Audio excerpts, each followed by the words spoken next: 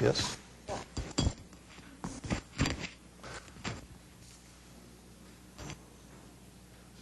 Okay. Good morning. Would like to welcome everyone to our April 2nd, 2018 Community and Neighborhood Enhancement Advisory Board meeting. Appreciate everyone being here this morning. Thank you. I'd like to call this meeting to order. First order of business to approve the minutes for the March 5th, 2018 meeting. It's been moved and seconded. All in favor say aye. Aye. All opposed? Thank you. Next, items for discussion action. First is presentation and discussion on prioritized street resurfacing list. Good morning, Mr. Chairman and members of the board. We are going to pick up where we left off last month in talking about resurfacing as the first part of your agenda. So you're going to see there's a few items in item number 3. And I'm going to go through those individually. So we're going to start out with 3A, and we're going to include some PowerPoint slides here that kind of revisit what we were talking about last month to kind of show where we've been. And then what we have is items 3B and 3C are the actual lists for you to consider today that use all the criteria that we've discussed for the past couple of meetings, and then, of course, any additional input that we might receive today as well. So that's where we're going to begin. So just to bring our familiarity back up, there's obviously a number of criteria that we've been looking at for street resurfacing, and this would apply generally to both the arterials and the residentials, but it includes everything from the pavement condition index, the number of work orders, repair costs, the average daily trips or traffic, the maintenance history, and the accident severity. I know that we have sometimes more criteria in the arterial because it's measured a little bit differently, but generally we're using a lot of different information to help us look at these streets, and since there are so many in Oklahoma City, as we've mentioned, just coming up with a methodology so that we can rate and report those to you. So this is just a brief summary on the PCI. Again, looking at the lower the number, the worse condition the street, the higher number, the better condition, and this is just a revisit on the point system that we were using to evaluate those.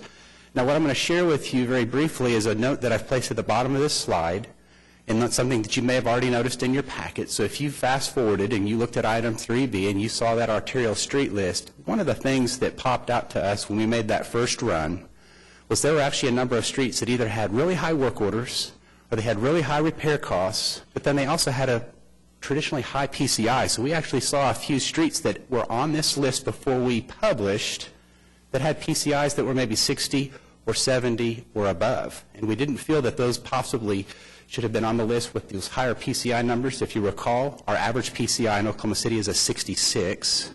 So we do have streets that are better than a 66, but we have far more streets that have PCIs lower than 66. So for your consideration today, one of the things that you're going to note is staff has actually filtered the criteria one level further than we previously discussed, and we've only included those streets that have a PCI of 55 or below, something that we feel are the worst streets that really need the most work. So we've added that today. So when you look at your list, you're going to see that there may be a project that you previously saw that's on there, but it had a high PCI, and so we've removed that. On the maintenance history, again, we were looking at work orders. On the ADT, we were looking at that street traffic, again, giving a higher point value to the streets that are more traveled than the ones that are less traveled. We're looking at accident severities, and again, we're bringing this data into our system from the Association of Central Oklahoma Governments that helps us track accidents. We've also then ended with this slide where we looked at that weighted value. How do you combine all of that information, put that into our database, and then be able to sort and filter and create those initial lists? And so you'll see, again, we did have PCI as one of the highest weighted criteria, ADT, which is the traffic, second highest, equaling also the maintenance history, and then accident severity. So this is where we left last month. Yes? Eric, can you remind us how often that survey is done on both the PCI and the ADT? So previously, the PCIs were done about every other year, but starting last year, we're now able to do that every year. But last year's the first year that we were able to do the entire city and get a fresh set of numbers that are actually included in the reports today. But going forward, it would be annually, and that would include arterial and residential. Now, I know this list is really small, and the intent here was not to try to have you read this on your screen. If you're really looking at this, it's in your packet. This is the arterial list for your consideration today, and it's in item 3B. Now, I'm going to come back to this, so I'm not going to spend a lot of time on this. But one of the things that you'll see on your list in your packet, and what you're seeing on the screen, is we were able to draw 3 lines on there that show that 70, 30, 60, 40, and that 50-50 percentage split. And I'm going to explain those here in just a moment. But this is what we're going to get to in item 3B. If we look at that list, this is what it looks like if you map those project locations across the city. So you're going to see that they're really spread out in all areas of the city. When I mentioned the 50-50, so the funding that would be available, if we were to use 50% of that to arterial, you would find that that would include all the streets that are highlighted in blue. If you went to a 60% on the arterial, then you can include the blue and the green. And if you went to 70% of the funding that we would propose using for this list, you would then include all 3 colors, the blue, the green, and the orange. So I mentioned that we have this capability of being able to show you lists, but we also have the ability to also show it graphically if that helps. And so I think some of the questions that have come up is these locations, and we think these location maps will help you greatly when you're looking at the impact to the city as a whole. Okay? So I'm going to move to residential.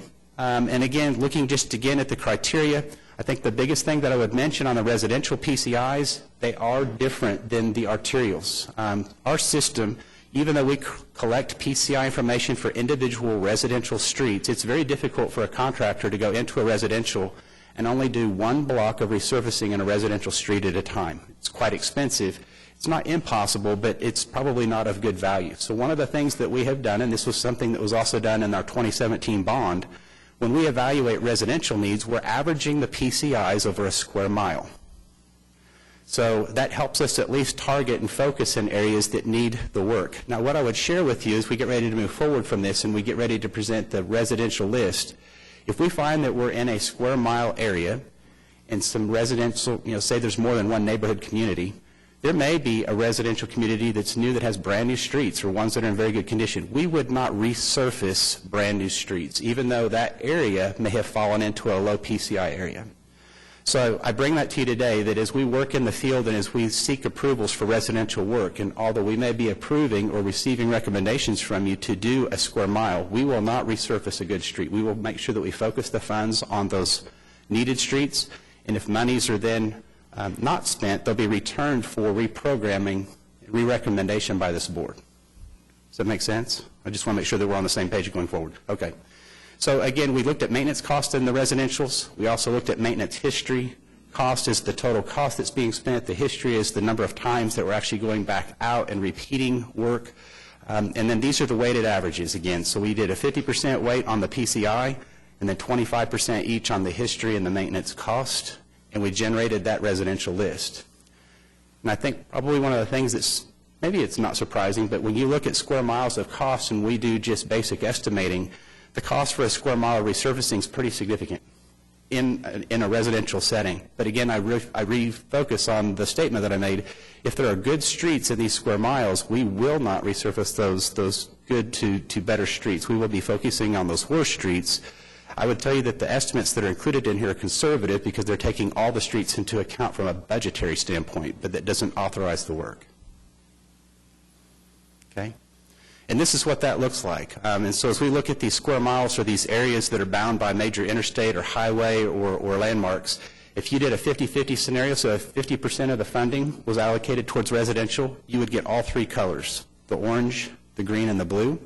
If you drop that down to a 40% funding model for the residential, it's the orange and the green. And then if you went just to the 30% model, it's just the orange. So obviously it's not as diverse as the arterial streets. I think one of the other things that we'll note is I think we do have a lot of bond projects and things too that include a lot of the residential resurfacing. So as we focus on what the sales tax can provide for, just realize this doesn't include all the bond work that's underway. Also, this is just for the sales tax only. So there are impacts that are being made citywide to all streets citywide with both programs. Okay. So I'm going to move a little bit to the splits and kind of just to revisit why we looked at the 70-30, 50-50, 60-40. The reason that we had recommended previously to consider possibly a 70-30, that aligns very closely with the bond recommendations. That's how the bond projects are generally divided. 70% of the bond monies that are available to streets are being done in street arterials. 30% of the bond monies are being focused in the residential. When you look at the 60-40, that aligns really with the PCI of the arterial and the residential. We actually have more arterial streets with a lower PCI than the residential averages, and so that's where the 60-40 came from. The 50-50 was just to look at an equal split. It really didn't have any data to support it. It was just if you wanted to equally address financial allocations equally towards residential and arterial, that's what that would be. So what have we done so far this spring? We have received your recommendation and the council has approved the early start project. So there are 16 projects that are going out there. Work orders are being written. Work is imminent in those areas of the city. Again, 2 projects in each ward. Those projects are anticipated to occur over this spring and be finished up by early summer. And so what we're looking at now is you're going to see that our finance office of the City of Oklahoma City is able to start helping us with some projected revenue collections. Now, these are just projections except for the first 2 months. So we use these as estimates and we use these as planning. But one of the things that you'll find is we're able to use that data. And so as we started looking forward to 6 months worth of projects, this is how we're actually able to recommend to you how far we would go on a list or the recommendations that staff would make to you as a board. What that looks like, if you were to total up these 6 months, is it's going to collect approximately, again, it's a projection, this isn't actuals, about $56 million. If we reduce the amount by the early start projects that have already been authorized, we're going to have about $37.5 million that we could authorize that would carry us basically for that first 6 months of the sales tax program. That's important so that when we actually look at the lists now, we start to get numbers that look like this. And so we've put together a few graphs just to help understand what that 50-50, 60-40, and 70-30 looks like on paper. If you're looking at the scenarios, and this is the total number of projects, and if we look at that top graph, if you look at arterials, you're going to find under the 50-50 plan, 50% of the money, 31 arterial streets could be resurfaced. If you look at the 60%, it jumps to 38, and if you look at 70%, it goes to 45. On the residential, you'll see that it's a declining number. It goes from 4 to 3 to 1 because it goes from 50%, 40% down to 30%. So you can see how the different amounts can play. This is what it actually looks like from a from a center line mile perspective. So if you don't want to look at the number of projects and you want to look at the miles impacted, the orange is the arterial, the blue is the residential. So again, it may not look like a lot of projects in residential, so I don't like to focus so much on the projects, but you're going to see the number of miles of impact that you still have on a residential sense when you look at this graph. So at 50-50, orange being arterial, 50 is 30, 37, and 44, but then you'll see the residential at 50, 34, 26, and 19. So even at a 30% allocation, there's about 19 centerline miles of residential that could be improved. So as we present this to you today, this is what this list looks like. This is how we've arrived at the data thus far. This is also looking at all the criteria that we have discussed and the different weights and measures. And so as we move forward, what our recommendation is, this is the total funding allocation for the sales tax. This was a slide that we previously used. You're going to see that we have an allocation, if projections come in as actuals, of about $168 million that's over the life of the sales tax program to be spent on street resurfacing. So if we proceed today and we were to allocate that $37.5 million in that first 6 months, it's well within the overall funding for the program. So we wanted to make sure that there weren't any questions about if we do a project list recommendation today, will we be taking away from some other project in the program? And the answer is no, we would not be. We're not near the 168. If we did approve today, it would be about a third of the total a third of the total street resurfacing. That includes arterial and residential. We would then continue to bring lists back to you over the next 2 years, enhancing that list, adding projects to that as we go forward. And we can look at different criteria. We can look at different projects to be added to the list, but this is where we're at today. Are there questions about the funding models, the Proposed allocations? Can you kind of give us a rough estimate on historical, on the residential, how much does it need to get done? I know that's a wide variety, but is that a third don't need to be done, or? So I would tell you the best list that we have, and the list that we're using as the sales tax, is the list that we generated from the 2017 bond. When I look at the 2017 bond, and I look, say, just at the residential, we had 123 projects that were being considered in the 2017 bond, and the bond was able to fund 23 of those. So there's over 100 residential projects still on the list before we approve anything further today in the sales tax. So I mentioned this, when we go back to looking at lane miles in Oklahoma City, and we have the 8,000 lane miles, these programs are going to make a significant impact in the city. Will it solve all of the city's street needs? It will not, but we do have street maintenance that is ongoing. We have additional options where we partner with counties, as we mentioned. We partner with ODOT on projects as well. So we're planning to have additional projects, but that's what that looks like. There are a lot of projects that are on the list, and we may not get to them all. On the arterial, just as kind of a similar review, there were 378 projects on the 2017 bond list. The bond was able to do 156 of those. So a little less than half, but again, it was a significant step in the right direction. This sales tax is going to push us even deeper into that list and completing more and more of those projects. Now, there are projects on the list that you're going to see today that still have higher PCIs. There are projects on the list that simply, if you went to one of the workshops last summer with a bond issue, you could put a brand new street on the list, and we added it to the list. I mean, that was a part of that public commenting period. So it's perhaps very possible that there are projects on that list that maybe shouldn't be considered. And again, those are how they've been ranked really, really low. So when I give you those totals, just know that the list currently includes every call that's come into the staff's offices, either through a citizen, through a workshop, a public meeting, a neighborhood meeting, possibly from our council support offices. So those are how those projects have arrived on this list to date. So we've looked at all the projects, and so what we're going to be recommending to you in item 3B and 3C are those next set of top projects, but they're also not projects that are currently on the bond. They're below that list. They're going down that list from the bond. So if you were to ask that question as we get ready to move forward, there are some bond projects that are waiting their funding to be available. The bond is over 10 years. It's entirely possible we may, under the sales tax, be doing work on a little better street, but there are those bond projects that are being done under the bond program.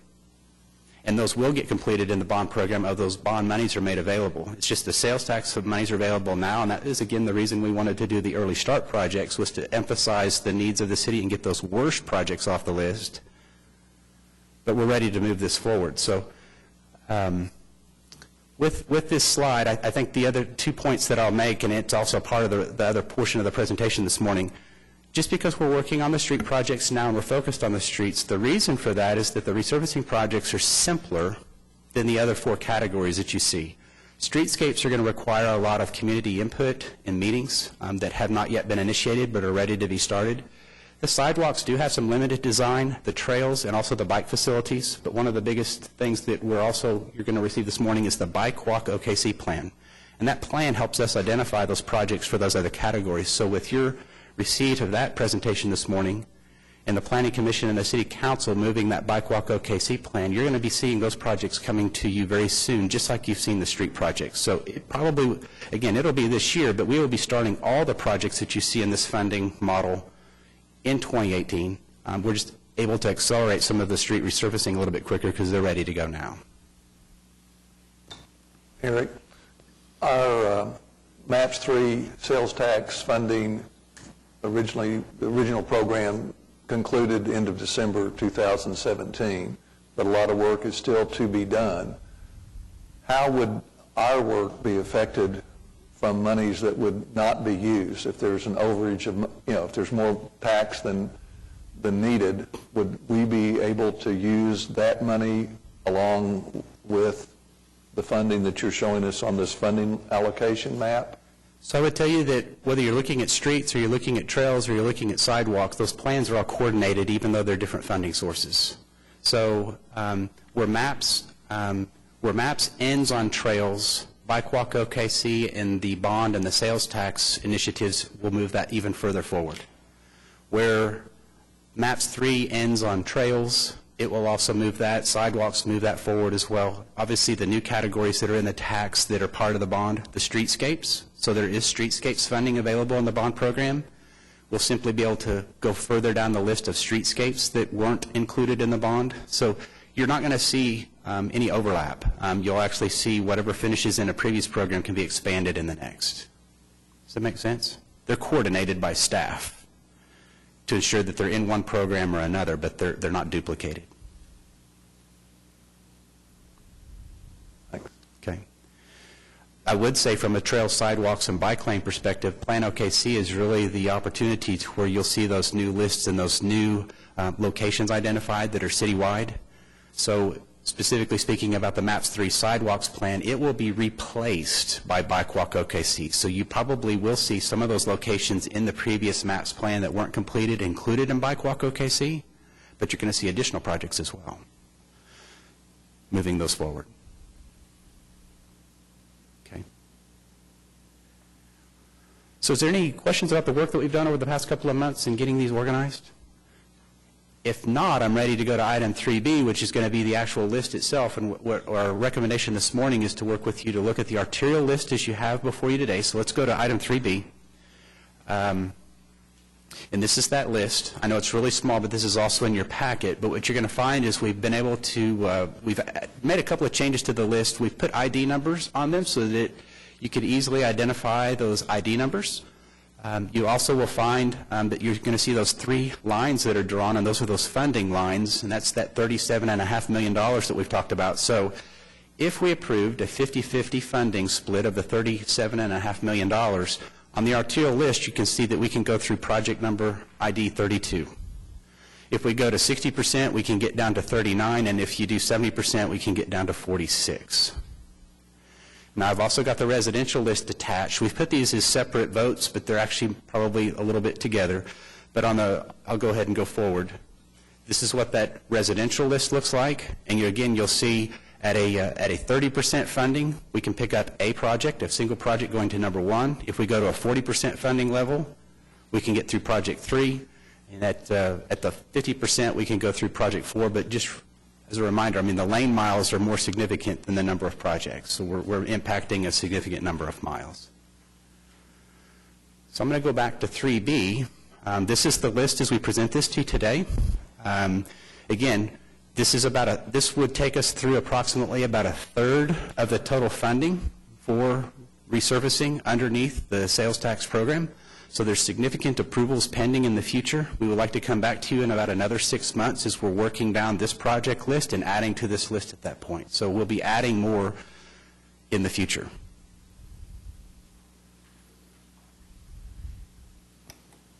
Eric, it looks like on the total score, item number 20 all the way through into the 80s has a total score of 4.6? Yes. So how did you rank those 60 projects? You know, they get very difficult to rank at that point. We start looking at just other criteria such as the ADT, and then just do our best ability to rank those. I will admit that it does get difficult at that point to help prioritize one or the other, although I can tell you that they're all streets in need.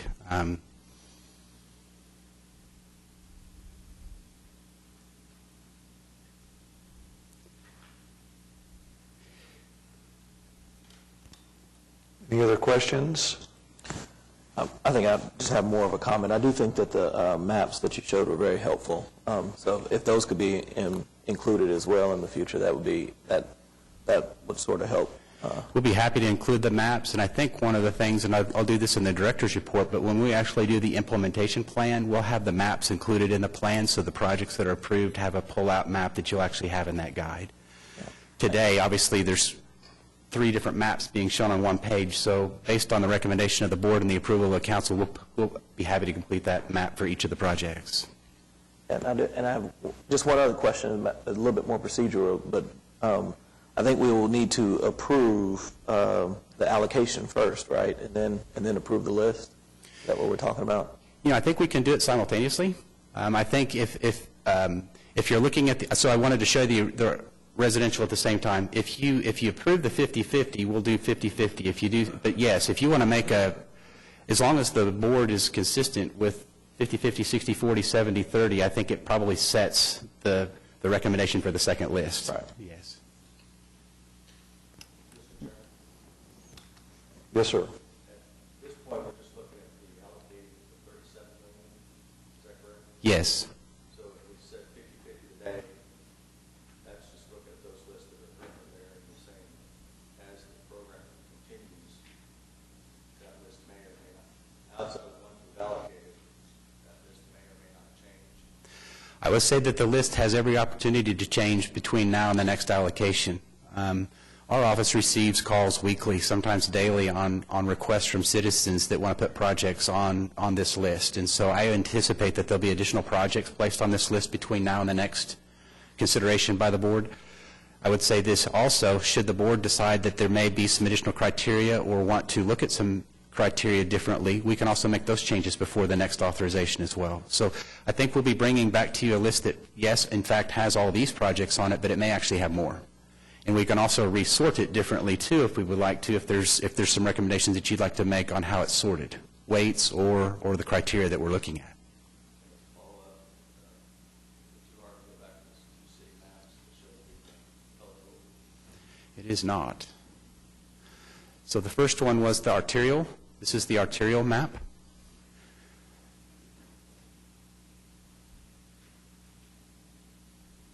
And I can go between these two pretty easily. The residential map. Whoops, sorry, wrong way. Looks like this.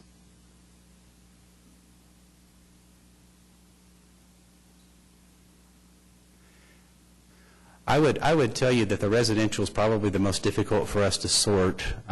We would like to maybe look at some additional criteria internally from a staff's perspective of how to better look at PCIs and additional criteria. I mean, obviously, I know when you look at the map from a residential perspective, it looks like very few projects. That's why I mentioned the lane mile enhancements that would come from this, because there are considerably more lane miles than the total number of projects. But we have talked internally about, on the residential, whether we could look at quarter sections. It's very difficult to look at it neighborhood by neighborhood, but there may be some other ways that we can break this down. We just didn't have that advanced that far when we introduced this for the first time with the 2017 bond issue last summer. But as the data gets better and as the tools get better, I do in fact think that probably in the coming year we'll have some better things that we can show and use for the board in their recommendations on projects. But I'll reemphasize the last time, if we were to say pick one of these or 2 or 3 or 4 of these projects, if there are streets in good condition, even though their average PCI is below our standard, but if there are good streets that are in these residential areas, we will not resurface those good streets. We will leave the good streets good, not spend those monies, even though they're in the budgeted cost for the total area, return here to have those monies then reallocated. So today you're allocating projects and not actual funds. So we'll complete those projects, and if there's funds remaining, and I would tell you that we're always going to hope to be conservative on the estimates, we'll be bringing those monies back for repurposing. Go back to the arterial here. Okay. Well, item 3B is an action item and does require a vote for today. Did you say we want to do B and C together, or would they be kept separate, Eric? I think the votes are intended to be separate, but I think as you vote the B item, I think it would be voted as not just the list, but at what funding percentage it would also include. So whether it would be arterial at 70%, 60%, or 50%. And then it would help establish your second recommendation on the residential. I would like feedback from the board on those, I guess, on the percentages. With each item, we need to put a percent on it as well as accepting the list. And if we do 70 on the arterial, we need to make sure it's 100% total. So please make the second one 30, or if it's 60, then it's 40, or if it's 50, then it's 50. But yes. My thoughts are, because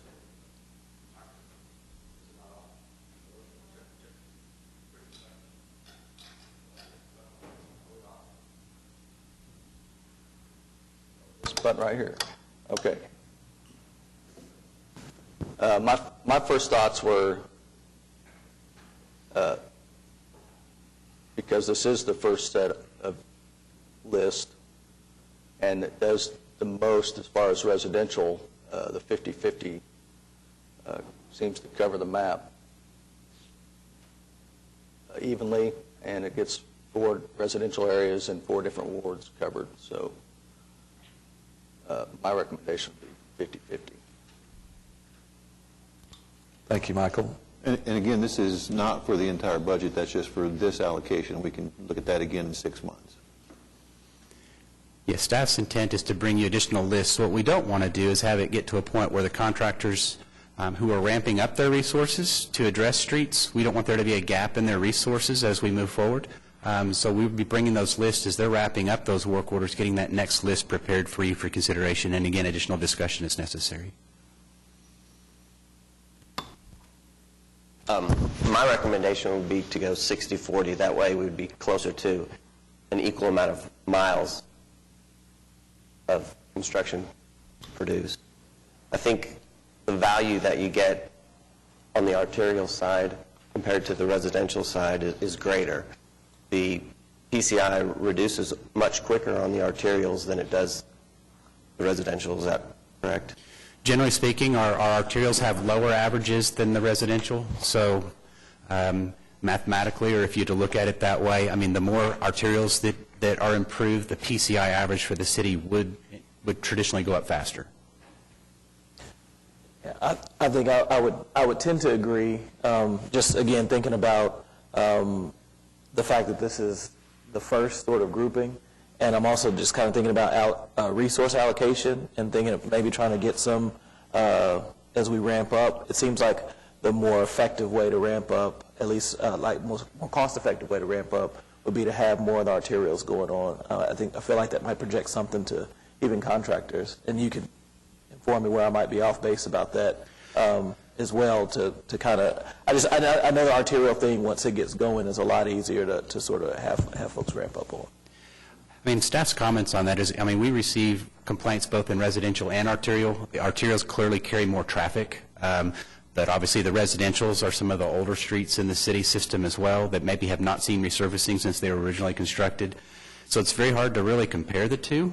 We've tried to do our best with that. Even on the criteria, you notice that the comparisons aren't direct. I mean, we have the condition indexes, but we don't count traffic on the residential streets, but I think we all know it's much lower than the thousands that you see on arterial.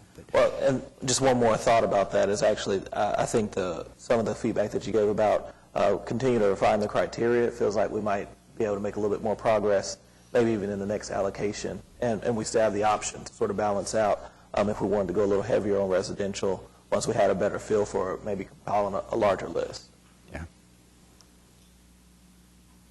So let staff make that commitment that we'll continue to work on the residential, and maybe it won't look as complete square miles. We may be able to focus in a little tighter with this next methodology and some of the things that we can do with the GIS database and some additional work that we can cover over the next few months. I think the point's well made on the 70/30 and the kind of the value and where we are as a number of people affected. Down the road, I know we're going to have a lot of residential requests, and again, we have the opportunity to address those at a later time. But I'm kind of in favor of the 70/30 as well.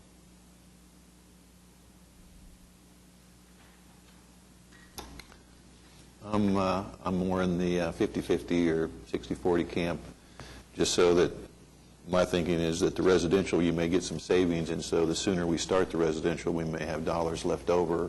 Not that 70/30 is not the right answer in the total budget, but to get started, it seems like that would make more sense. Also gives us some time to look at this next list of arterial resurfacing that, again, all have basically the same score. So the board members might want to look within their wards or think about what are those projects, because there's not really much difference in that whole 60 projects. So board members might want to look at those. So a map maybe with those would be very helpful. With all the locations Well, that are on the we list? do these, yeah, then the next time we meet. Yeah. Let me work on that for you for sure. And again, I think to comment on the score, I think if you look at the bond list scores, we're a little more diverse. We didn't have as many similar matches, but we're really in that middle of the list now where we just have a lot of very similarly scoring streets. And then the bottom of the list are some, again, there's some streets that probably have some high PCIs that their score, you may ask, why is it on the list? Well, it's because it was turned into the city either through a workshop or a public meeting. So we may be able to refine that a little bit further on the next iteration as well. Mr. Dixon, I mean, let us look at that as well. Well, it looks like you've done it by PCI, which I would agree with, but they're going from 17 to 18 to 19. There Right. won't be much difference. It's a very good comment. Thank you. I was just going to ask for a summary of staff recommendations. Okay. Like advantages, disadvantages of the three options. So I will tell you that, kind of going back to our first conversation about better streets, safer city, we have streets that are in need all across the city, and the bond program is going to get us down a ways. The sales tax is going to take us even further. I would say all three of these are going to make a significant impact in improving the quality of city streets and the safety of streets, regardless of which one is selected. If I were to summarize just briefly again, the 70-30 was the split for the bond issue, just how it worked out financially. So 70% of the money in the bond issue available to the streets was arterial. The 60-40 aligns a little closer with the PCIs. We just have worse arterials that have PCIs that are in that 60% compared to the residential, and then the 50-50 was the equal break. From a contractor's perspective, the arterials are projects that will probably go more quickly. The residentials can be just a little bit difficult. It's not that they're not needed, but obviously when you've got a lot of cars that are parked on streets and there's a lot of neighborhood coordination, and that is not to take away from the residentials. But those projects are just a little more complicated as we work with communities, but that's what we're here for as well. I mean, we're here to do communities projects. So I share those. I couldn't tell you that staff has a preference for one or the other. We really want to make an impact in Oklahoma City, and all three are going to definitely take us that direction. And I'm also in favor of 60-40 split. I think we do need to focus on residential, but I do feel we need to improve the conditions of the roads leading to these communities, these neighborhoods. So 60-40 is what I'm...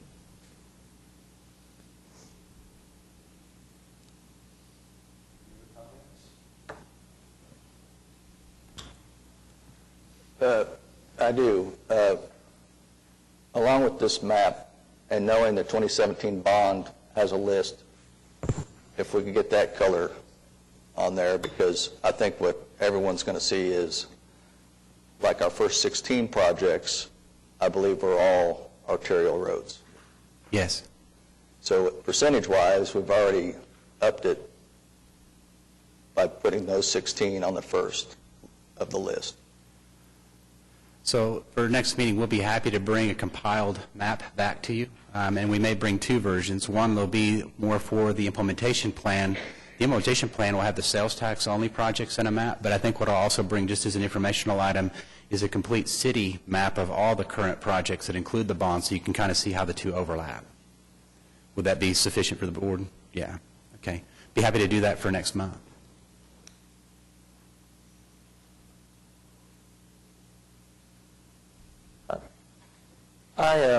Just hearing the feedback, I think I would like to make a motion that we move forward with a 60-40 split.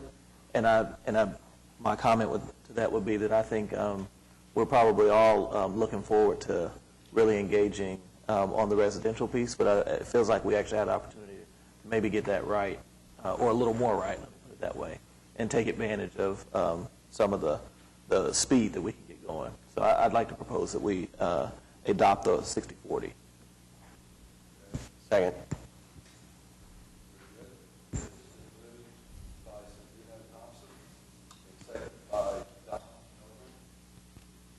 Sorry. It has been moved by Sandino Thompson and seconded by Don Noble to do a 60-40 split. All in favor say aye. Aye. All opposed? Motion passed. Thank you, Mr. Chairman.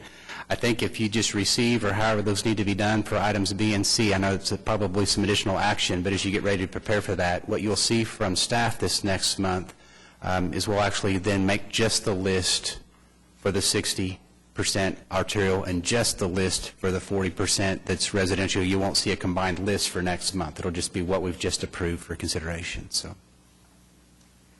there's no further questions, thank you. I know you've got a couple other action items. Okay. We also need to do a motion for 3C, which is receive the project list for residential street resurfacing list and recommend funding allocations for collections through August of 2018. So I would move the same 60-40 split, so I think it would be 40% to the residential street resurfacing. Second on that? Second.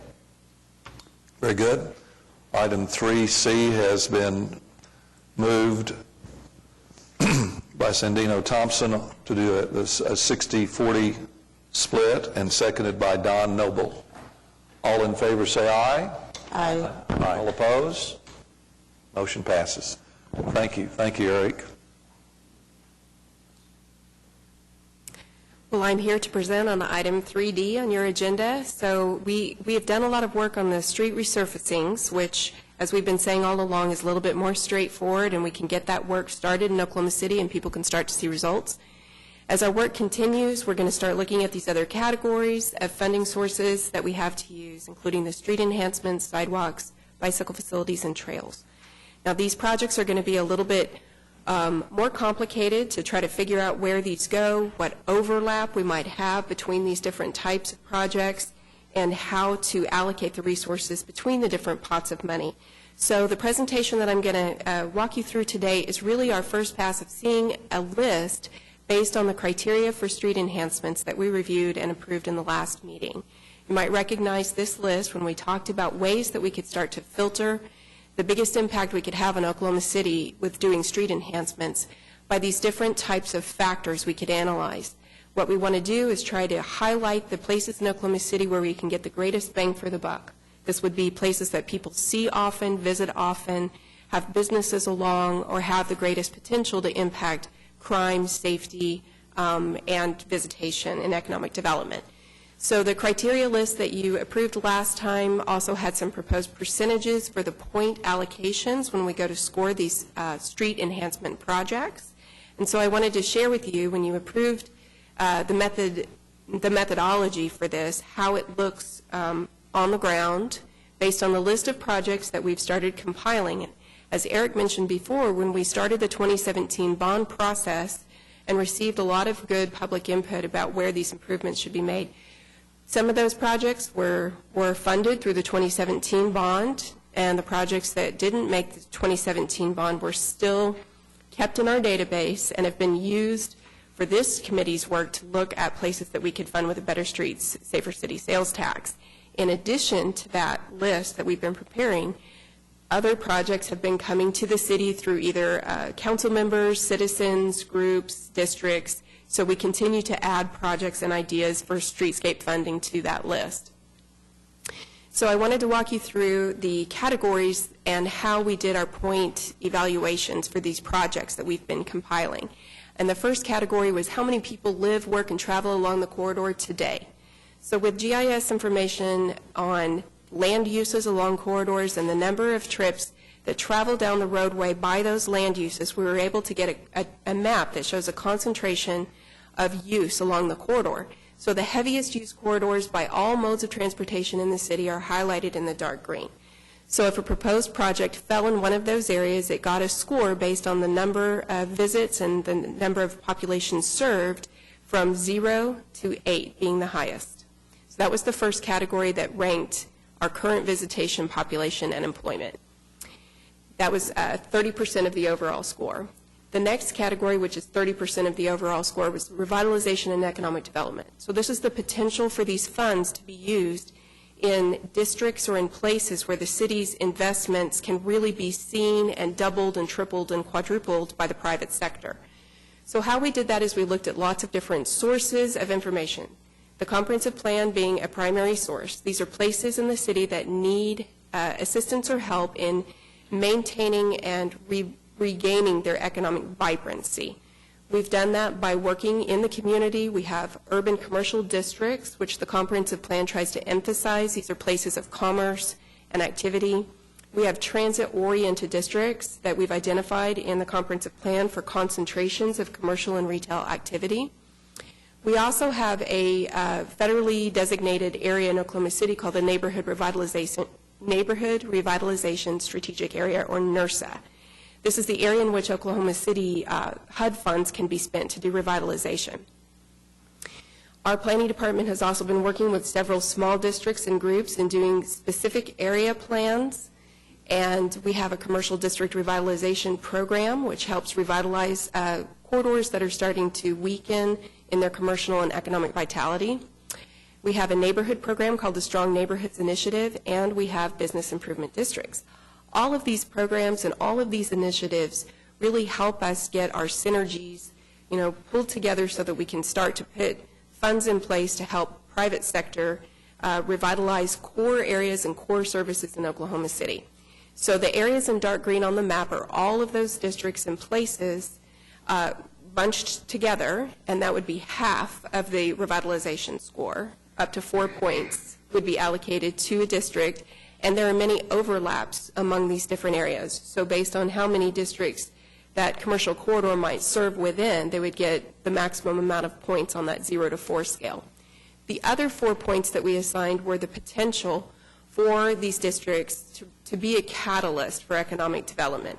If they were in a position as a gateway where a lot of trips, a lot of people from maybe other communities are passing through Oklahoma City, or the potential for a streetscape enhancement project to really establish a specific marker or place in Oklahoma City, that was another range of 0 to 4 points that was allocated to this score. These next categories were 10% of the overall point total. Responsive populations means those groups of people who have the greatest need and desire and potential to utilize a streetscape enhancement project. So this is looking at populations that might need to utilize transit, have a greater need to walk to destinations, or use bicycle facilities to get there. So this is going to be children, elderly, disabled populations, and the darker the green is the higher amount of responsive population in that area of Oklahoma City. Again, it's a 0 to 8 score based on a breakdown of percentage. All of these would be a 0 to 8 maximum total, correct.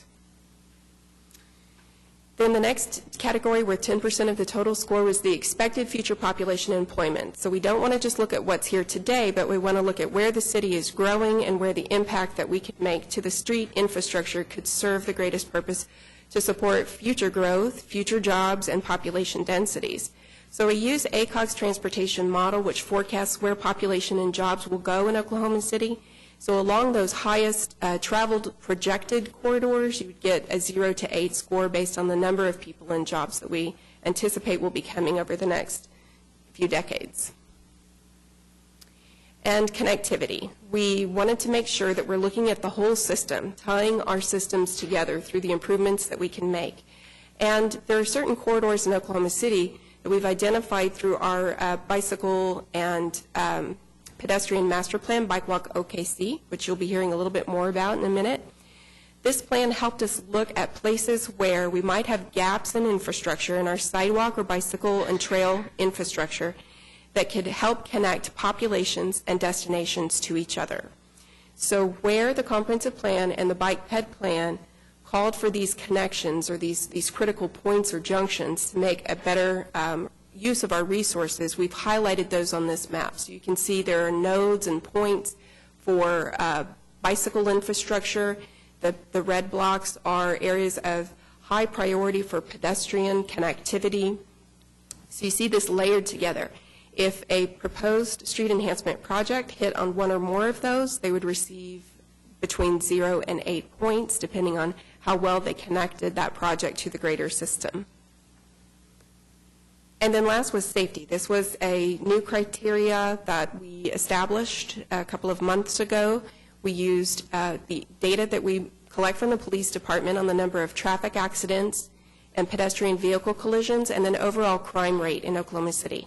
So the darker the color on the map, the more safety concerns might exist along corridors where street enhancements and improvements could help bump those safety numbers down. I guess if you look at, I don't know if you look at safety numbers going up or down, but make them more safe, we'll say that. So that's how the point system worked when we ran this through our model, and you have this spreadsheet in your packet, and we broke down each category by the score so you can see how well they ranked. You can also see the average weights of these scores. They're very close numbers. So all things being equal, we also wanted to probably share with you the geographic location so we could bring this back, as anticipating you'll ask to see this with all the other streetscape enhancement projects that were funded in the bond as well. But the distribution of these streetscapes across the city, you can see, really concentrates in areas of highest density and highest commercial activity. So when you do use those factors and weight them, you really start to see where travel patterns are, where populations exist, and as well as where opportunities are to draw people from other communities outside and let them experience the best of Oklahoma City. This map right here has numbers that correspond to the item ID number on your spreadsheet in your packet, so you can see where each one of those projects goes. So I'm sharing this with you because I think that as we start to continue the conversation about where street enhancements might be made across Oklahoma City, you probably will need to understand more detail about specifically sidewalks, trails, and bicycle infrastructure. Since sidewalks, trails, and bicycle infrastructure could be components of a street enhancement project, there will be overlap between these different pots of money that this committee has the ability to make recommendations on how those funds are used. So we're not asking for you to start to designate or make recommendations today on where to spend the street enhancement dollars until you feel very comfortable understanding all of these systems and how they work together. And if we need to look at this in a different way or sort our list with different criteria, we're happy to do that. In the meantime, we'll be building, resurfacing streets in Oklahoma City, so we're going to see some progress. But the nature of the street enhancements work really does require that when we start focusing in on the highest needs in Oklahoma City, we really start needing to work on scoping those projects out. Knowing how far this $24 million will go requires us to have a very specific scope. And those scopes need to be developed in conjunction with the community and the districts that might be active in the areas that we would like to provide street enhancements. So this needs to be a very well thought out type of recommendation, and Bike Walk OKC, since it's in the process of being implemented right now, is going to be a good source of information so that you can really start thinking about this as an overall system. So what we'd like to do is next introduce that Bike Walk OKC plan to you, which you will start to understand how that plan's public feedback and data focused in on areas of need in Oklahoma City for sidewalk, bicycle, and trail improvements. And then once we do the deeper dive into each of those categories, we want to look for areas of overlap. We want to make sure that if we have a high priority sidewalk, bicycle, trail project and a street enhancement project, that might really help you feel very assured that that's going to be the best use of street enhancement dollars. And then we can start looking at the breakdown of funds allocated between the street enhancements portion of funds and the sidewalk and bike facility and trails funds. We also will need to start working on the scope once we identify those priority areas, if it's going to be a full bells and whistles or highest need type of improvements that goes along that corridor. And once we get to that point, then we will start to engage with the stakeholders in that area to really fine-tune the design of the project, and that will take several months. So we anticipate that the street enhancements category over the next 2 years is going to be ongoing. Once we really start to figure out how those funds are going to be spent, it's going to take time to get the projects ready, bring back the designs to the community, and move forward with those. It's a little longer-term decision-making process for this one. So I'm happy to answer any questions that you might have or get any further direction about what you want to hear next in terms of street enhancements before we launch into the presentation on Bike Walk OKC. I've got a couple of questions. Can you speak a little bit to how these efforts will be coordinated? There are street enhancements in the bond program as well, right? Yeah, the bond program did allocate resources to street enhancement projects. I have the list. If you have kept the materials that we gave in the, I think it was January timeframe, there's a map in that from January that shows where street enhancements have been funded. Is that, So I just wanted to that's make- what you're asking?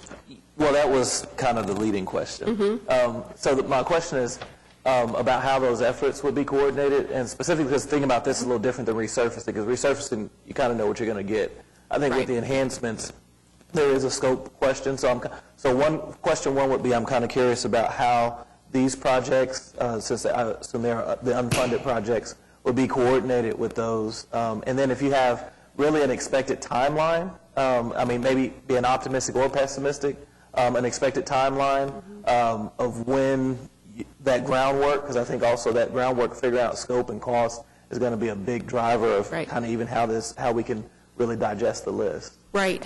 Well, on this slide, the bullet point about the areas of overlap includes us looking at what's been funded in the 2017 bond issue. And there is potential that segments of streetscapes that were funded along a corridor, like if you look at 23rd Street, might be a segment where 2017 bond funds are going to do a portion of that roadway.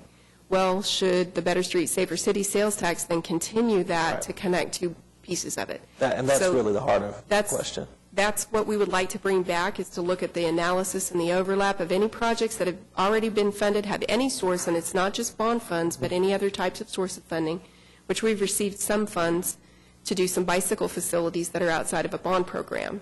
So we feel like we need to look at all the sidewalk bicycle facilities, trails, sources of funds, and things that are already on the books, along with this source of funds, so we can really start to make big impacts to those corridors and roadways. And it's definitely something that staff will have to help coordinate in terms of sequencing and timing, which is Public Works Department is committed to doing that.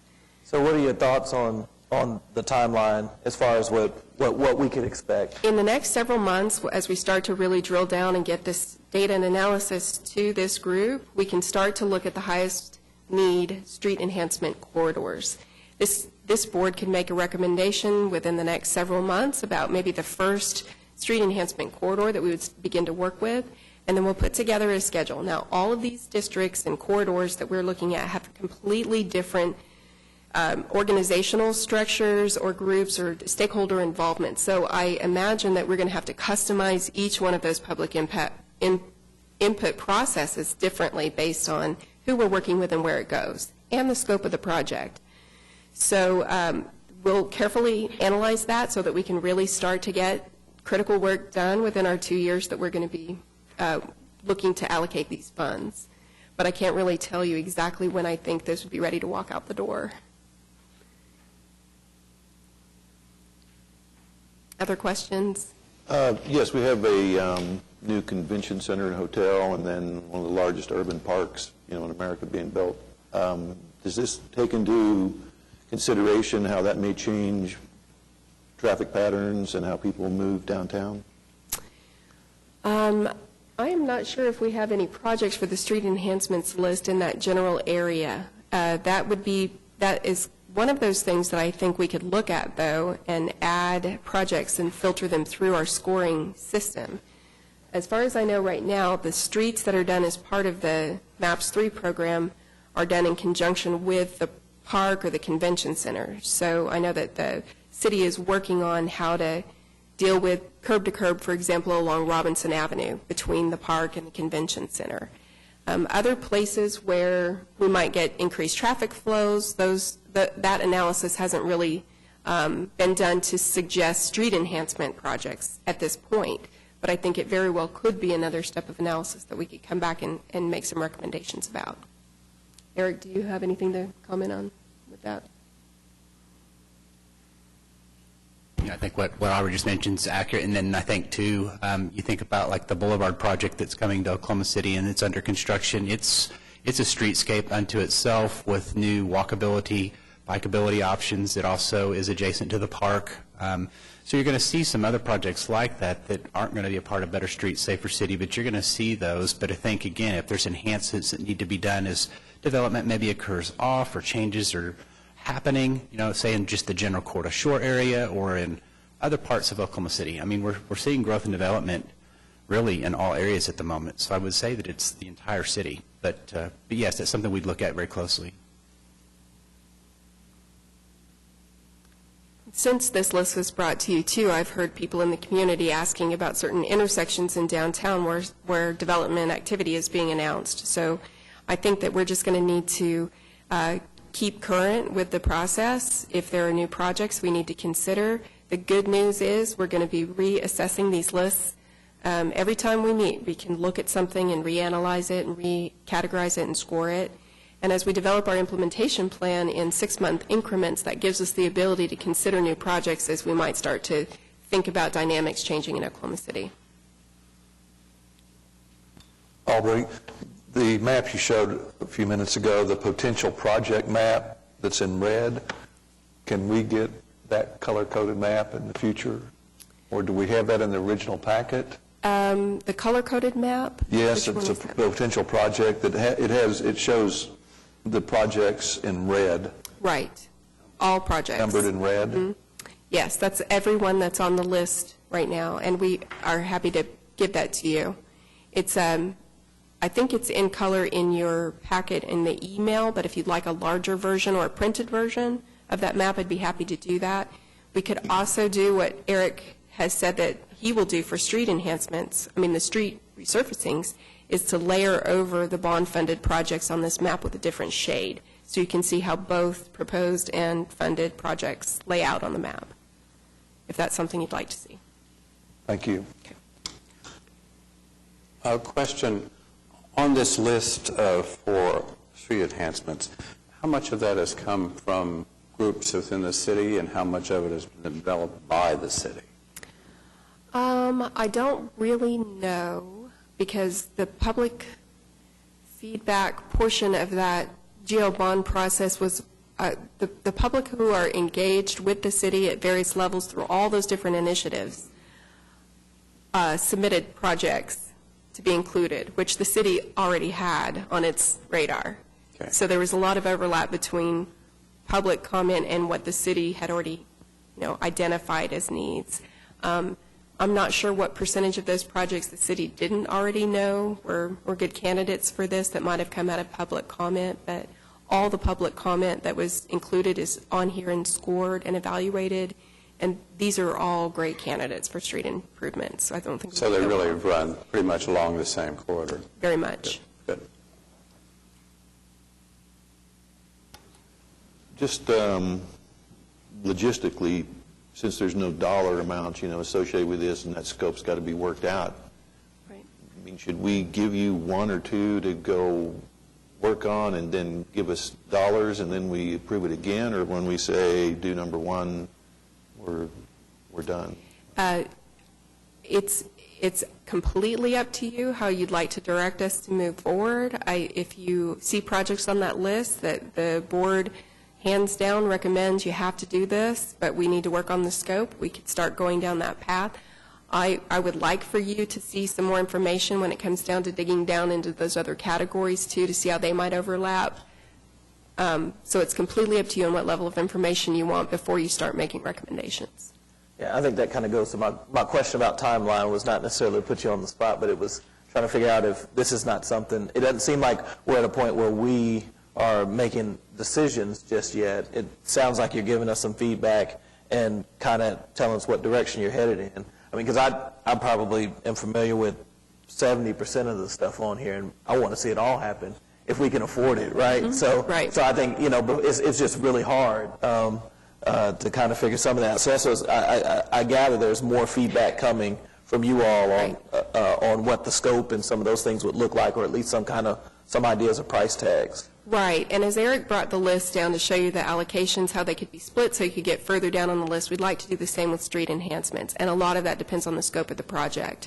So if there's a way that we can get portions of a street enhancement corridor funded through the sidewalk allocation or the bike allocation or a GO bond allocation, we have to spend less of our $24 million in street enhancements on that corridor. So when we start breaking down areas of need and know where you're focusing in for the sidewalks and bikes and trails as well, then we can start really looking at scoping the cost of those projects, and we do need to set an estimate so we could start working with the community.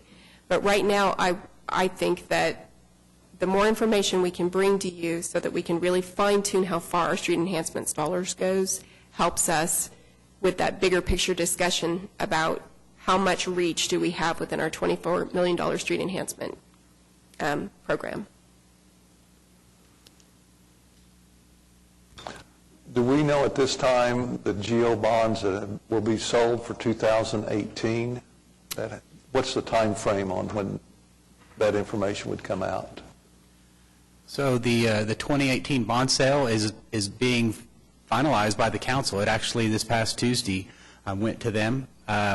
It's a significant bond issue in excess of $100 million, but it is about roughly 50% 07 bonds and about 50% 17 bond projects. We have not yet completed the 07 bond program. There's actually a final sale next year of the 07s. The projects themselves will actually be starting to come out. On the 17, the most significant project that you'll see coming out is improvements to the ASA Hall of Fame. There were some commitments made by the City Council to expedite that project due to commitments to the NCAA.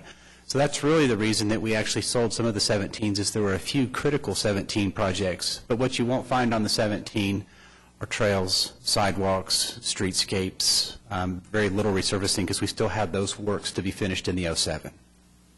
Next year would be another question we could answer, and I think you will start to then see in the 19 sale, you're going to start to see a lot more of the 17 projects then coming out.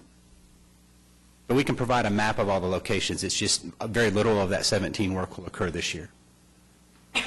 So, on that feedback or comment, I mean, I guess I'm kind of a visual person, so I kind of think about where we are right now timing-wise. Like, our efforts are actually going to be at the forefront of what we're going to see from an infrastructure standpoint, even though we have these bond issues out here. And I would imagine at some point the bond issues or the bond projects as they sell will ramp up, probably as this is kind of ramping down. Is that a reasonable kind of explanation or thought? Absolutely. So, I mean, traditionally in the past, our bond issues have been contiguous. You know, we finish one bond and we go into the next. You know, the sales tax and the timing of the sales tax is very good, because what's happening in the bond, and we talk specifically about streets, we have some streets that are finishing in the bond, but like we mentioned in those earlier meetings, we can only sell so many bond dollars towards streets. There's a lot of other categories in the bond that are not street.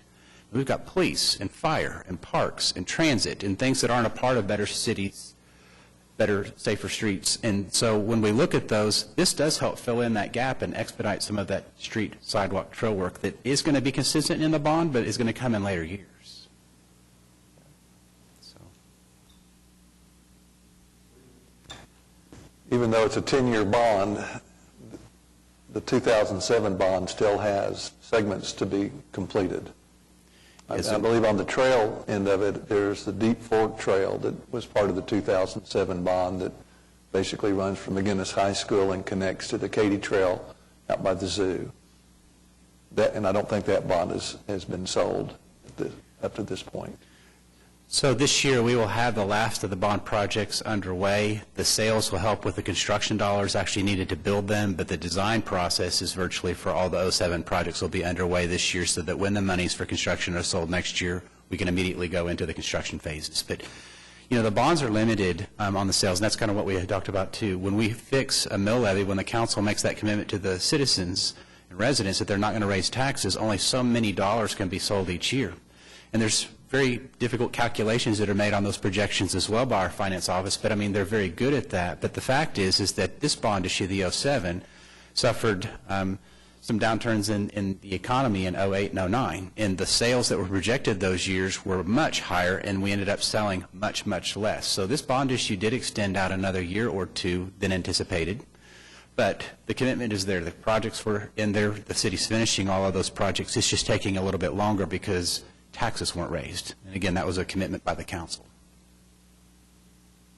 You're welcome. Okay, are there any other questions about where we're going or what we will bring back next month before we launch into the bike walk plan? Okay.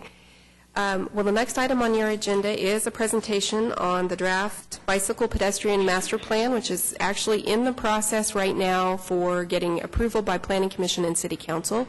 And the Assistant Planning Director, Jeff Butler, is going to walk you through the plan. And I also wanted to mention that the primary staff person in charge of putting this plan together, who you might have seen in the news on TV giving interviews, is named John Tankard. He's out of the country on vacation right now. Otherwise, you would get to meet him in this meeting, and we owe a lot of credit and gratitude to him for helping put this plan together. And our chairman also served on the steering committee for this plan, so there's some continuity of service with him. And with that, I'm going to turn it over to Jeff and let you learn some more about Bike Walk OKC.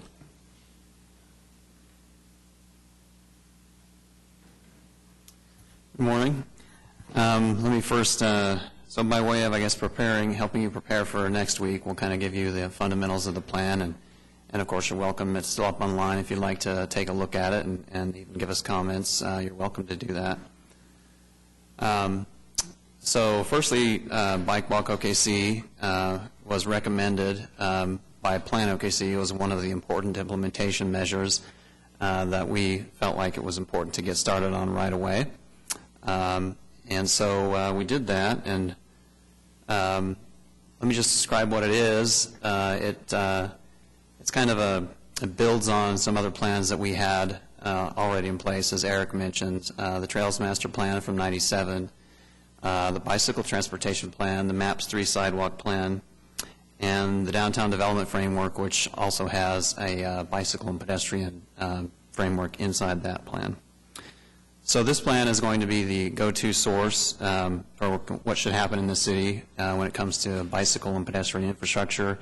We hope it'll be a great resource for this group. So I want to have a few slides on public participation, stakeholder participation. The process started 2.5, 3 years ago, just kind of scoping the project and figuring out what we needed, and launching into the participation and analysis phases.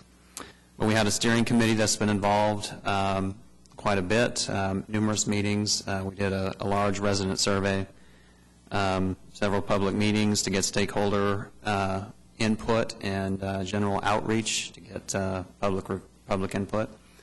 And finally, the public review draft, which is actually still out. Again, I recommend you go take a look at it. It's at bikewalkokc.com, not .org.com. That'll take you to the city's website. You can take a look at it there. The steering committee, in addition to all the groups you see up here, we had representatives from the City Council, Planning Commission, Public Works Department, Parks and Recreation Department, COTPA, the Mayor's Office, and the Police Department. So we feel like we have a lot of excellent input, a really broad group of interests that were involved in the plan and the planning process.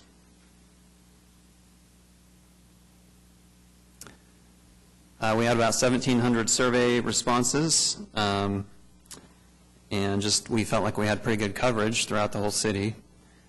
Some key results from the survey: less than 10% of the survey takers felt like conditions, bike and pedestrian conditions, were satisfactory, and 90% of them felt like this is an issue that is very important for the city.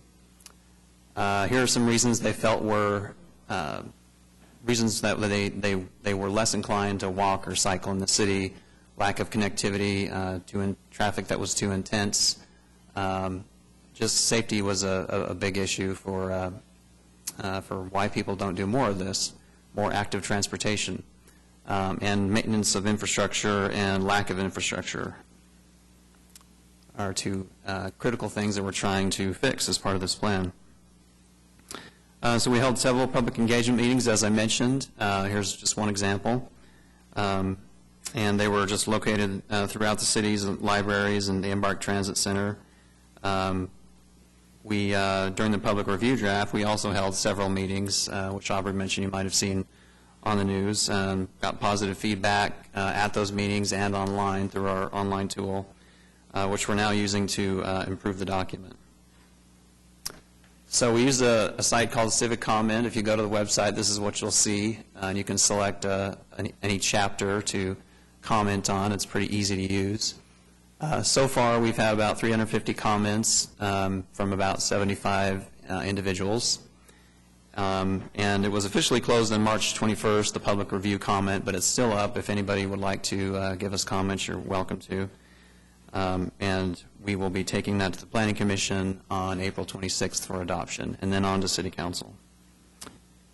So what we're doing with those comments, we have some kind of cosmetic things. We have some that are a little more substantive that we'd like to make some clarifications in the document. It's good to have non-planners reviewing so that we can, get rid of things that may be a little too jargony and just kind of clean up and clarify.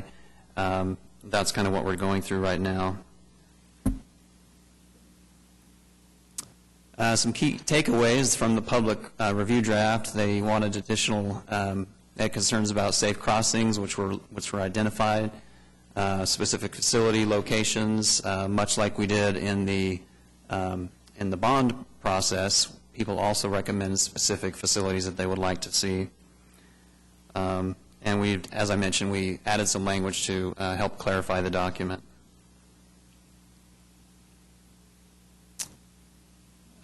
Just some actions taken. This is kind of what we're up to right now, just in the way of clarification, adding images and language.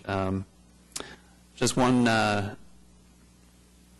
maybe one example, the Homeless Alliance indicated that they have a pedestrian issue. There's a lot of folks that are walking around their neighborhood, and that's not something that came up during the data analysis because it looks at residents, and there's not a lot of residents in that area, but there are a lot of pedestrians. So things like that, we thought that was a great example of a valuable public or stakeholder comment that we are taking action on. So the goals, I'll take you through the goals and initiatives of the plan. And these are expressed in terms of, what a future state that we would like to see. The first one was walking and cycling is safe in Oklahoma City. The second one is greater numbers of people are walking and cycling for transportation. And we also want them to be walking and cycling for recreation. Those are two separate distinctions that we have in the plan. Neighborhoods are connected to jobs, public transit, commercial districts, schools, and parks. Barriers to walking and cycling are removed. Here's a fantastic removal of a barrier. You see pictured there. Hope to see more of that in the future. Initiatives, there's several of these, and a lot of them are kind of related. Point out a few. Number 5, increase bike and ped connections from neighborhoods to people to places where people want to go. Number 8, we want to identify ordinances, statutes, and other regulations that need to be updated to facilitate this kind of transportation. So the plan consists of a lot of capital improvements, which you'll see, which are in the last chapter. There's a lot of guidance for the city and this group in there, but that last initiative means we've still got a lot of work to do beyond just building facilities. So Chapter 2 is the bicycle and trail section of the plan. Here are the existing facilities that we have, kind of color-coded. You can see that we have several miles of multi-use trail, a lot of which is new.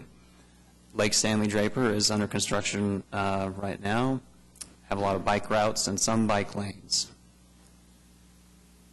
This is the plan, so what we hope to see in the future, and it's broken out here by existing plan and by different types. Like I said, we differentiated between what we thought would be mostly used for recreational purposes and what would mostly be used for transportation purposes. So we wanted to point out a few major projects or component plans. The first is the Grand Boulevard Loop, just completing that, and here you see the major destinations that will connect and the number of residents it will affect, and these are people within a quarter mile of the Grand Boulevard, so quite a few. We also looked at transit stops, parks, and schools that will be better connected and able to just be better utilized by this trail. The Crosstown Connections is another one, and this is actually funded in the 2017 bond package to the tune of $3.8 million. This is just to get that kind of major spine up north and south and east and west, which we will then build on with future projects. Regional recreational trails, that connects 280,000 residents, or will, throughout the city and to several different cities and towns that are surrounding us, and to many of our recreational amenities, such as our 4 lakes. Neighborhood greenways will eventually connect 92,000 residents or more as it gets built out. And that's many miles of greenways, and these are a little bit different. They're a little bit smaller, kind of a different type of facility. It's mainly to get people through their neighborhoods in a safe manner and an enjoyable manner to other neighborhoods or to shopping on an arterial, for example.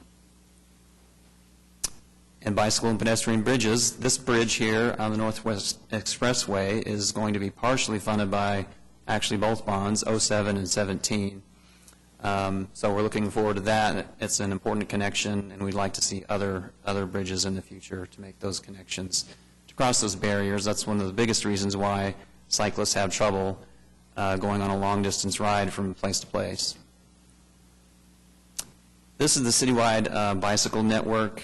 This diagram kind of shows how we consider traffic volume, and we consider the type of facility, the type of roadway, and how that helps us decide what type of bicycle facility is appropriate given these considerations: speed, traffic volume, curb-to-curb width. All those matter, and of course cost matters, otherwise we'd build massive bridges and trails everywhere. We're trying to consider all of those things and make a balance. We want the riders to feel safe and comfortable, and also want to be able to build out some good quality infrastructure in an expeditious way.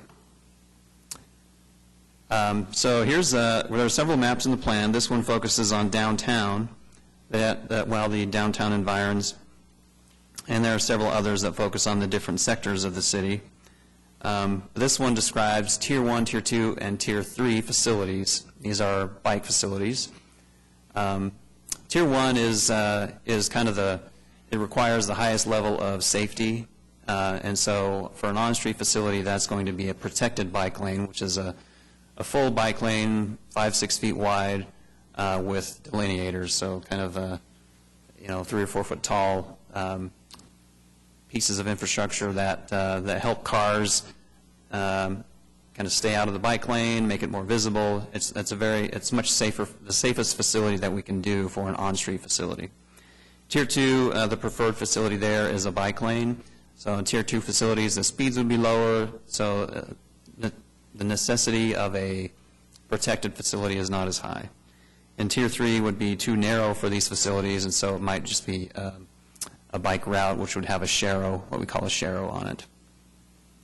And these corridors that you see, the facility type may vary as you go along the corridor, depending on engineering constraints and rights of way and so forth. But this plan is to generally indicate what the preferred facility is by these tier types. Chapter 3 is pedestrian planning.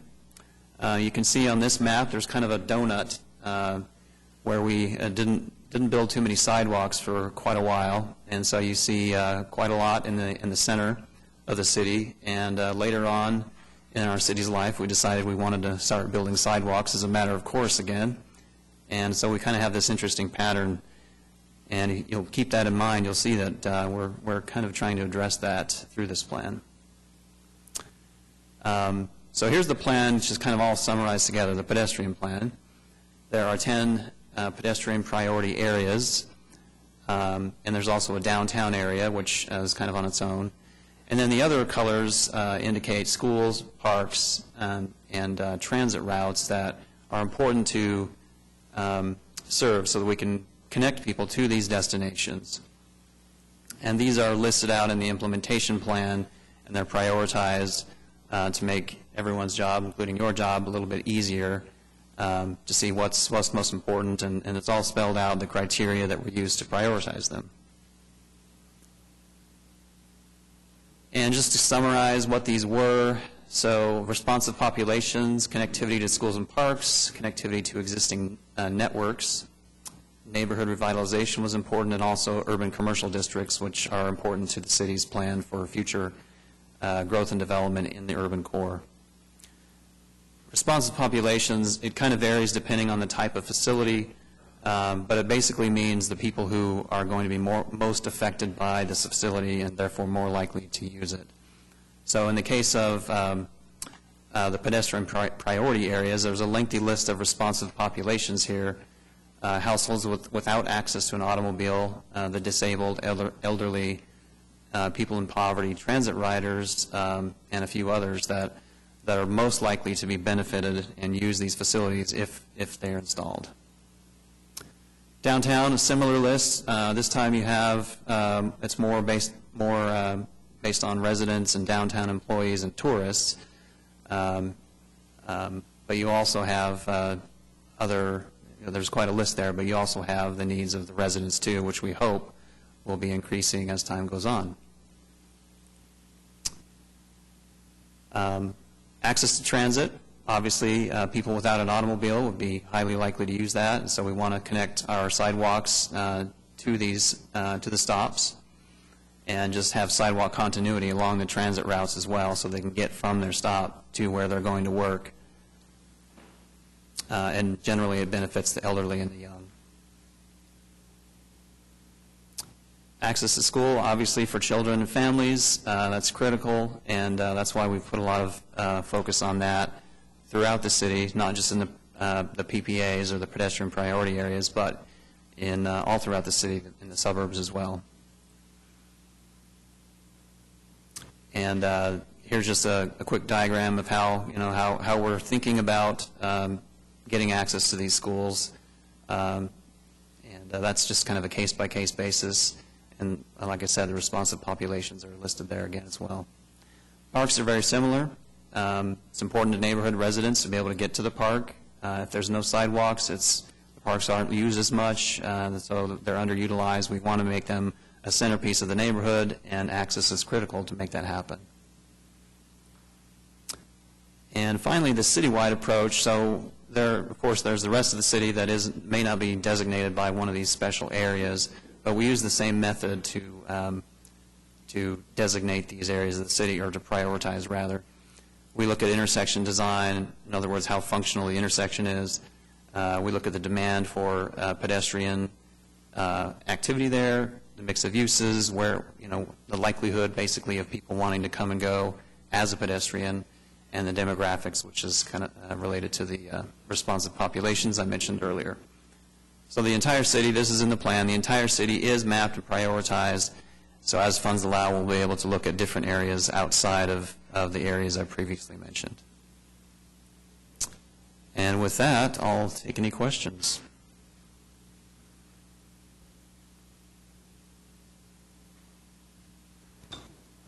Any questions? Thank you, sir. Okay, thank you. Next item is item number 4, financial reports. Item A is receive revenue and expense report. Good morning. Good morning. You can see in your report that the collections that are reported for March are $7.1 million. That's just a little bit ahead of the target. The total to date, when you combine the February and March checks plus the little bit of interest that we've received so far, is $11,974,000, about $256,000 above target. Eric mentioned before, as we look at the targets going forward, we would expect in the future months that we would see an average of around, the range of between about $8 million and $9.5 million in each month, just depending on the month and where that lands. Overall, if you look at it from now until the end of the tax, we would expect an average of about $8.9 million per month in sales tax collection. So right now on target, things are looking good, and I'd be happy to answer any questions.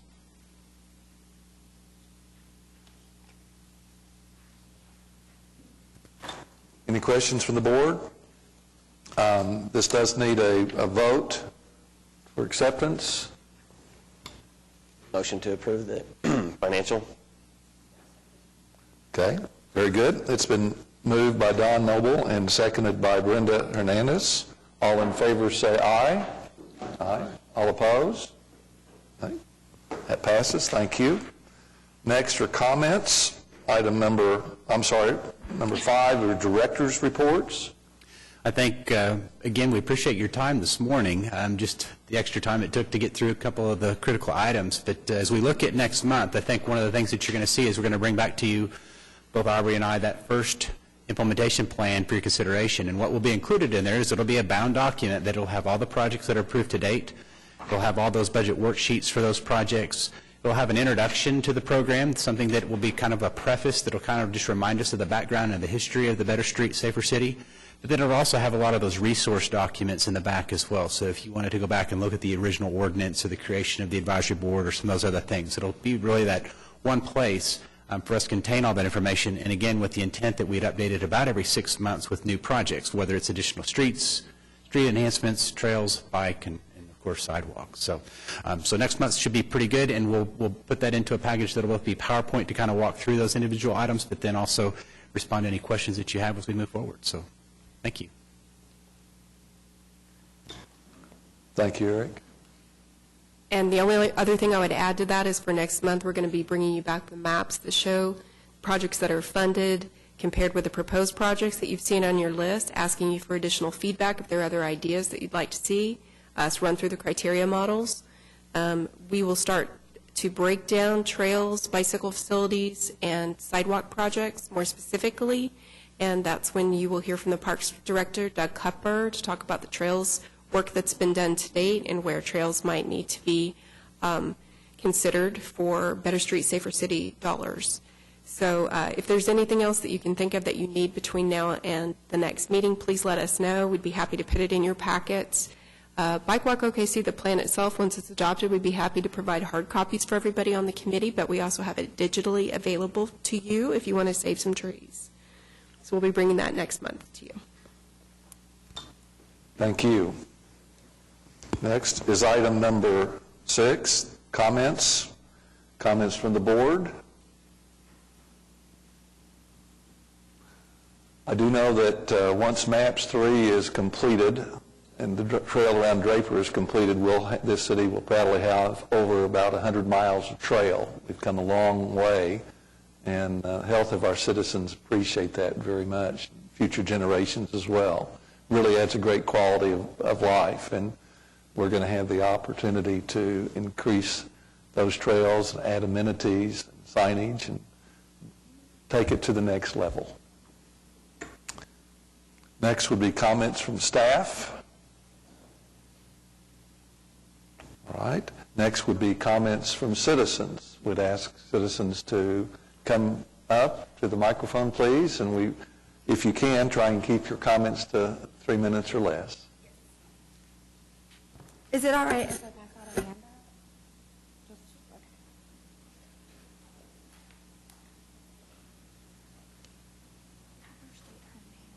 Would you state your name, please? Yes, my name is Lauren Zuniga, and I'm the director of the 39th District Association. So we just wanted to give you a little bit of input on our district as you make your decisions about street enhancements. If you're unfamiliar, are the area on 39th Street between Pennsylvania Avenue and Young's Boulevard. So we're just about 3 blocks, but we're home to 45 businesses and organizations. And historically, we are part of the original Route 66, the Mother Road, and we've been a gathering place for the city for over 5 decades. So we are also home to the largest privately held event in the state, with an average of 70,000+ people attending the OKC Pride Festival every year. Even on a regular weekend when it's not Pride, people come from all over the city to enjoy our nightlife. Recently, the Boom was rated one of the top 10 places in Oklahoma City to visit on a national travel site. So we've been in the commercial district revitalization program since 2013, and with that program we've been able to buy some benches, signage, trees, banners, things like that. They've hired me as a director so we can get some things going. We've got a lot of momentum. We're really ready for the next level, but we could use some help with that. If you'll look on the back side of the sheet, we have some opportunities for development, and we want to attract some new businesses and property developers. Our PCI is 37, the Pavement Condition Index. I'm not entirely sure if we're on the funding list. I was told that we were approved for the bond for resurfacing. So I'm not exactly sure if that's true, but for the street enhancements piece, we have a mobile nighttime crowd, so full lighting is really critical, sidewalks, crosswalks at every intersection. We have a new bike lane, but we'd like, to keep that and have bike racks, trees, angled parking, landscaping. We'd like better branding markers at the entrance, something similar to the Windsor District or the Plaza.